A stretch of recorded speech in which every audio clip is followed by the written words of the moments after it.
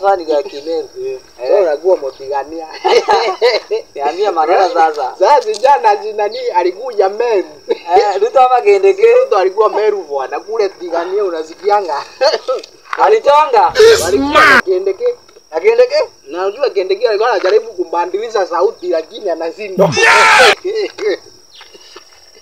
Sasa Andy Baumbau, Andy Kimbao ikatoka hapo na kuambia alikuwa amepeana ma promises. Sema na kizungu ma promises.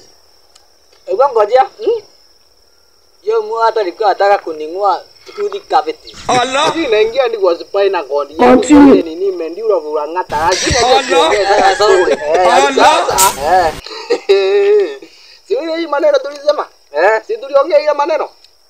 Sasa ni Ruto. Huyo ni Ruto sasa. Sasa mimi naenda kuanitengenezea barabara ya hewa ya Somalia. Inaitwa Highway. Anaongea ukweli. Ya kupeleka miraa Somalia. Sio tunaelewana vijana? Ama namna gani? Alitengeneza hapo. Sasa si ni Murandi yani manifesto alikuwa amebeba na hiyo ndege. Jesus is Lord. Rono. Anasema hii maneno ya kukaa kununua maziwa kwa nduka. Hapana. Hata kununua maziwa tena. Rudi nyuma pale kwa Airway. Inatengenezwa na nini? Sasa hata nilikuwa najiuliza ni kingi ataweka ili barabara isikiliwe juu. Hakuna mambo ya kupita na ndege. Gari ya miraa ile Probox. Najua ikajangangi zini. Inaitwa Diski inaitwa kwa taarifa. China. Hakuna. Hiyo ni uongo. Wanakopa huko. Inaruka huko juu. Tunaongeza ile ndeni sasa.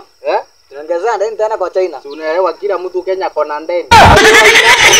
Kwa nini Mungu anampatia punishment? Tengeneze gari yani barabara ya kupitia zile Probox. Ziko zimebeba miraa zimepeleka kule Meru. Na kuambia Airway. Hapa mutana sasa. Come on.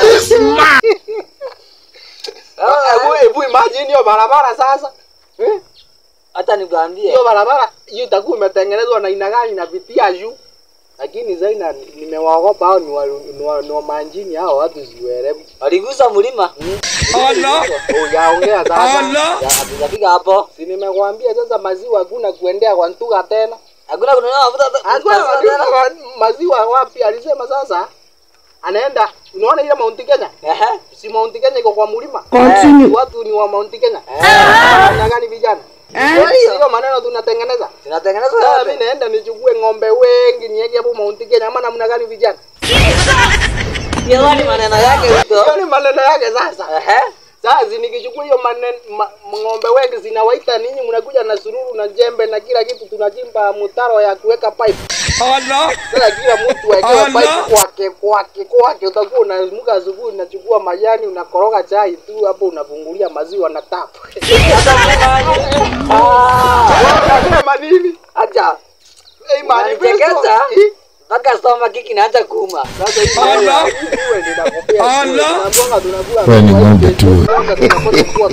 Really? Ndio ya kuweka takataka ya miwa tukikula hapa tukiongea. Kuna kitu nimeelewa hapo.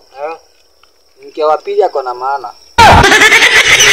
Kwa nini Mungu anampatia punishment? Ulisa kwa nini? Unajua ile wakati huo tunasoma kizungu, kuna maneno tuliambiwa tusiache ya kizungu. Exactly. In fact, immediately. Utavuta jina iko na jina mrefu isiongee ile ndogo. Sikisa?